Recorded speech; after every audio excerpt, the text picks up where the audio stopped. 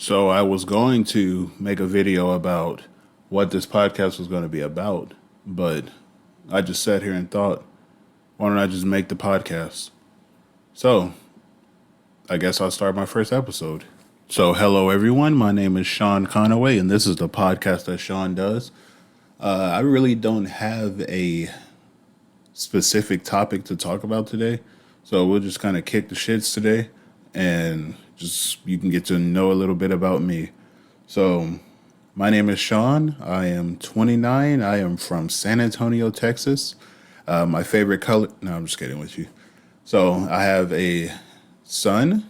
His name is Jesse. He's my stepson, but I hate using that word. I have a beautiful fiance. Her name is Amanda. And we are expecting our child. She's due June 12th, but I highly doubt she will make it that long because Amanda is huge right now.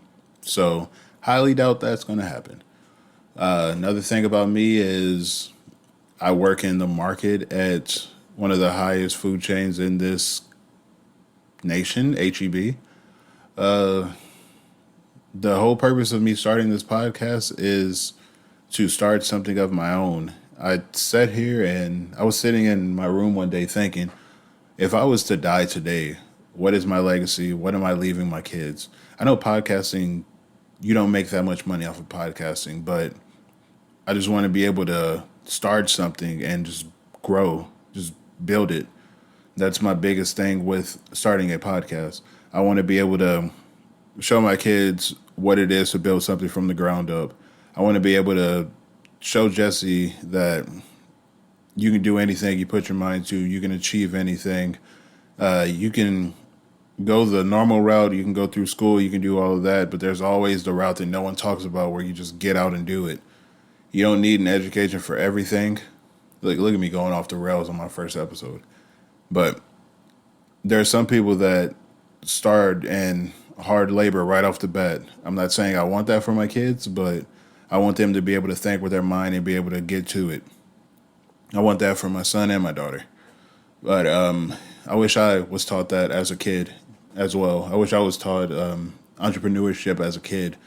I didn't really get into that mindset until I hit my 20s. And it's not too late, but it's cool. It'll be a little bit better if I was taught that young.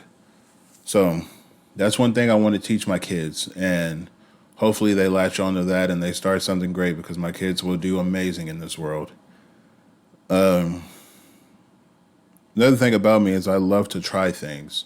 Like I love to basically throw the dart, see if it sticks. I've wrestled. I used to skate. I played football.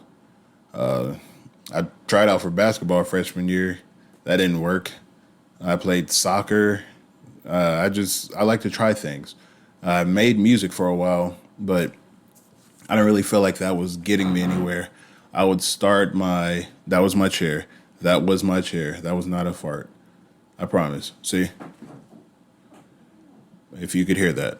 But I made music. I started making music in 2014. And I love it. I love making music, but it was just getting too time consuming. I didn't feel like it was getting anywhere for me. And I didn't feel like I was the greatest of all time. I didn't feel like I was going to be the next J. Cole or Kendrick. So, like, you know what? Let me try this podcasting thing. I've always wanted to start a podcast, but I never knew how. And then I realized I have FL Studio and I can just record the same way I do my music. It was that simple. So that was a little cool tidbit about me. I actually want this podcast to be about 40 minutes long. 30 or 40 minutes long. We can just talk about any topic. I'm going to post on my Instagram and try to get inspiration from there. I want you guys to help me with topics. I want you guys to chime in on the Instagram. The Instagram is the podcast that Shawn does, or the podcast Shawn does, not the podcast that Shawn does. So, Instagram is the podcast Shawn does. I would love for you guys to chime in and give me your thoughts on real world ideas, what's going on in your lives, what's going on. If you have a story about an ex, you have a story about anything you want to get off your chest, we can do that. Because I would love to think that my audience will grow and we'll be able to help each other out. So,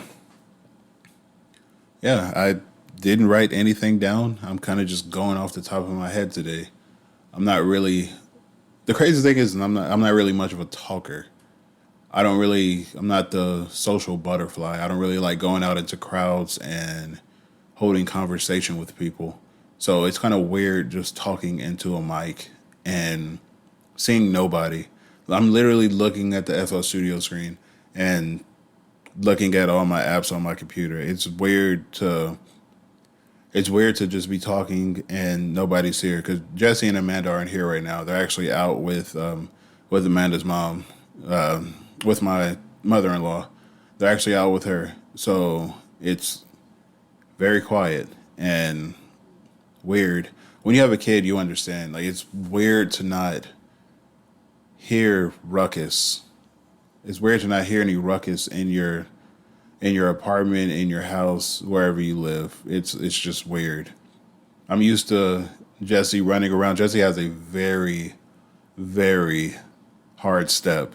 Jesse has a very hard, what would you call it? Yeah, he steps very big. I don't know how else to describe it, but that boy steps very big. So I'm used to saying, Jesse, stop stomping. He stumps everywhere he goes. I don't understand it because he's two and he's like 33, 34 pounds.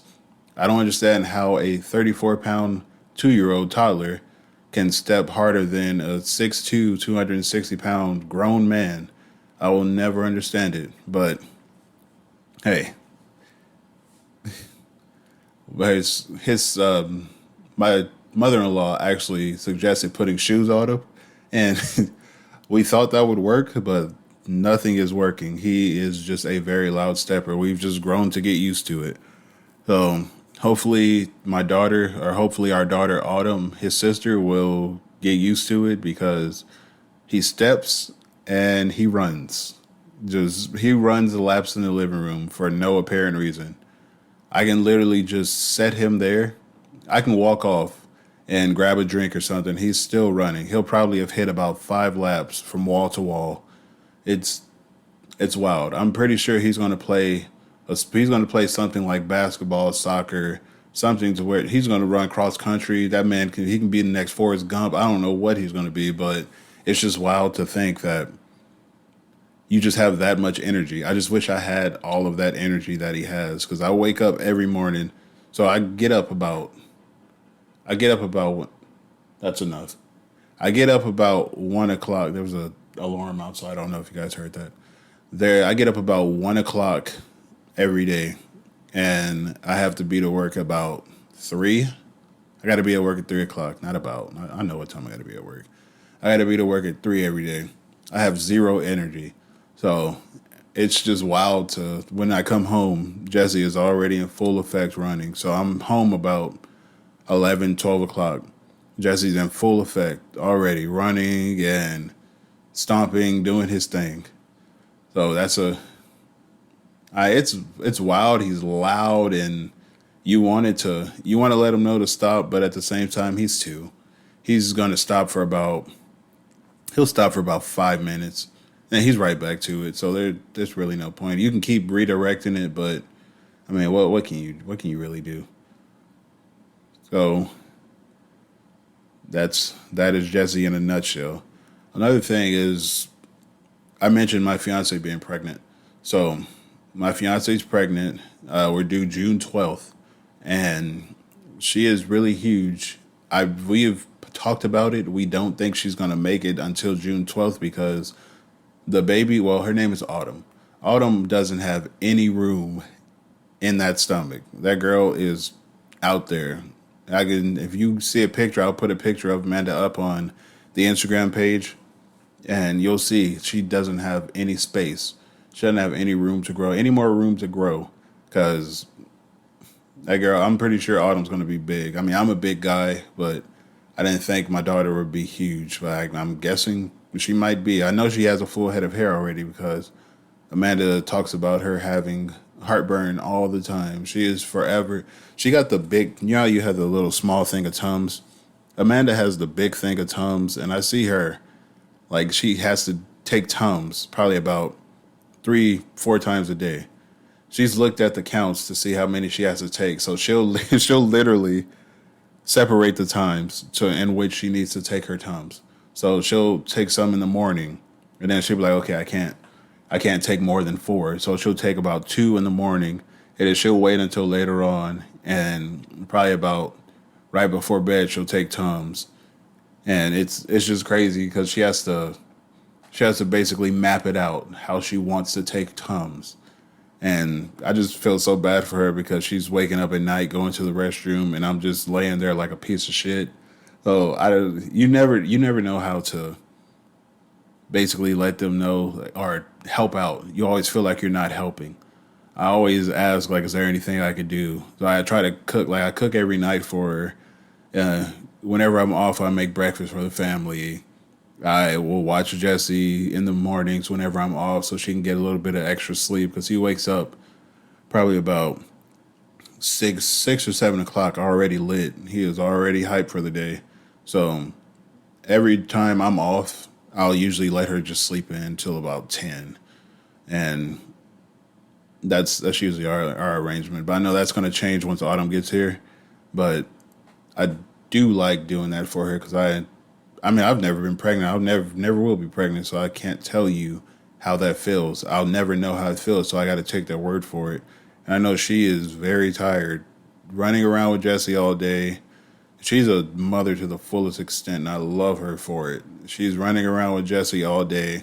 She's taking care of all of them. She's taking care of herself. She's keeping hold of the house. Like it's a lot. It is a lot. I do my part, but I always like to give thanks to the woman because I feel like I'm doing my part, but you, as a man, your cleaning is never as good as your wife's. That sounds very misogynistic, but you get what I'm. Let me clarify what I'm saying. So, I can clean something about 3 times. I guarantee you, she'll go back through it and she'll find everything I missed. She'll find everything wrong. There's one time I cleaned the whole kitchen. I was hyped. I was like, I was ready to let her know, like, oh, this kitchen is done. We're good. So she walked out and looked at it, and she just kind of, she didn't say anything. She was like, oh, okay. She didn't say anything. So she grabbed the broom, and I was like, all right, I already know where this is going. She grabbed the broom and she started sweeping. So there was a bunch of stuff I missed. Cheerios from Jesse in the morning. There was a strawberry. I don't know how I missed it. I guess it's one of those things where you need fresh eyes, and you can't really, you don't see everything, so it's good to always have somebody next to you because maybe fresh eyes help. It's That's just the gist of her. She's in that nesting stage too, so everything has to be clean. We have a squeaky clean house right now because all she does is clean, and it's cool with me because every night I go to sleep about 6 or 7, so I can wake up in the morning. So every night she's up. She's up every night until about 1. I will just be waking up to go to work, and she's laying in bed on TikTok, and I got to tell her like, you need to go to sleep, because if I don't tell her, she will stay up and just sit on TikTok. But no, usually she'll be so tired that she'll fall asleep because Jesse will wear you out. I know that for a fact. But the this morning for sure, I woke up and I thought she was I don't know, she was having contractions or what. So I woke up and she was moving in the bed, and she told me the night before that she wasn't feeling too good. So she was up most of the night because she wasn't feeling good. So I thought something was up. It was about it was about 1. She was up, and I rolled over and I kind of tapped her and asked her, was she okay? And she had her headphone in and she was watching something on TikTok. And she just started telling me the story about what she was watching on TikTok. And she was just laughing. She was like, oh no, I was just laughing. It's like, okay. So I am on high alert for everything right now because we're so close. And I am just on high alert, just I'll be at work and I'm thinking that she's going to call me and say she is going into labor. I'll be at work thinking that she's going to call me and tell me her water broke.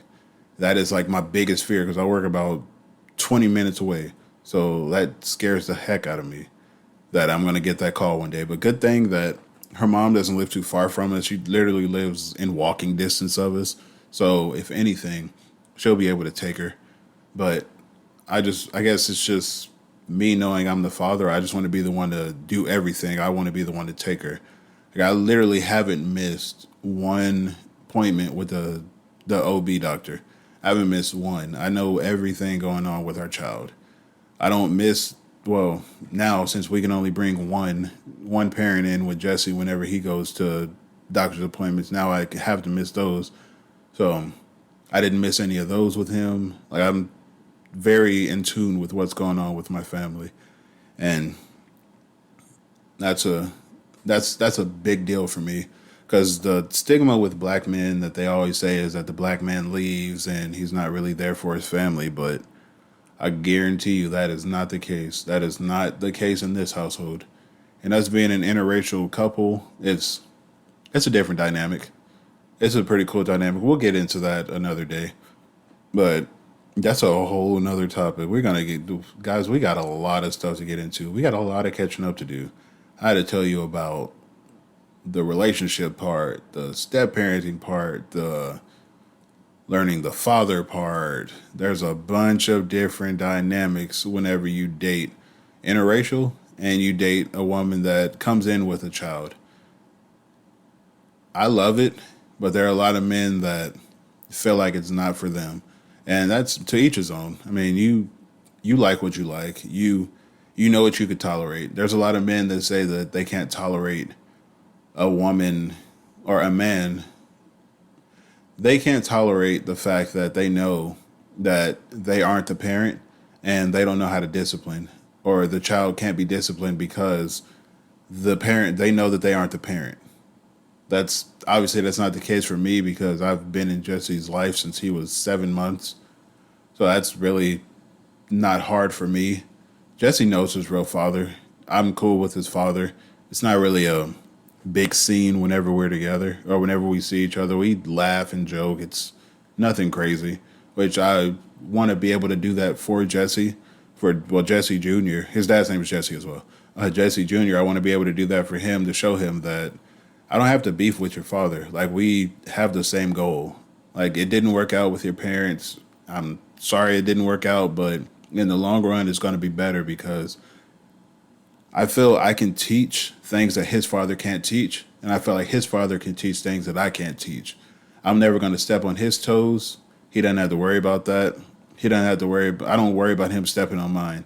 We kind of know our roles, and we play them to perfection. So I'm never in the wanting to be a burden on my fiance because I already know it's a stressful situation. It's a stressful situation going from having to worry about Jesse Jr. being around his father and how that affects me and how that affects Jesse Sr. being around me as well. It's a different dynamic. I never want to put her in the middle of some drama that doesn't need to be formed. So yeah, I that's a whole nother topic. Black people will black people always say we'll talk about it later, and then they give you about 20 minutes of it, and then they'll let you know that that's a topic for another day. I just gave you most of the topic. My bad, but uh, so thank you guys. And one thing that I do want to do. Why am I in it? Why am I about to end this now? One thing that I do want for this podcast is to give you guys a platform and make sure that everyone is heard.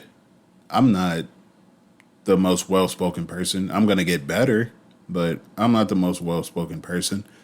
I want everyone to feel like they have a voice on here. I want to be able to interview people on this show. I want to be able to talk to everyone from every walk of life. So you guys just interact with me on the podcast Shawn does, the Instagram, and we can go from there. I want to be able to sit down with people. I want to be able to Do people Skype anymore? I don't think people do it. Did that get replaced by Zoom? I think that got replaced by Zoom. I was really about to say I wanted Skype. I have not Skyped somebody since college. That was like, what, 2012, 13? So I want to be able to video chat with, let's just say video chat, because I don't have an iPhone either. Let's just say video chat. So I want to be able to video chat with people, throw you on the podcast. No, I just want to have a good time with this. I just I made music and I realized I can't make the impact that I want to make by making music. Like, yeah, it's cool to throw some words on beats, but I feel like lyrically I wasn't going to make that impact because I was just too focused on making the words rhyme. I wasn't really giving a message. So I feel like I can do more with a podcast. And I am very excited to launch this podcast. I'm very excited to throw this podcast out there and just see how it does. And I hope you guys are ready for the ride. I appreciate you listening to this first episode. I love you guys and thank you.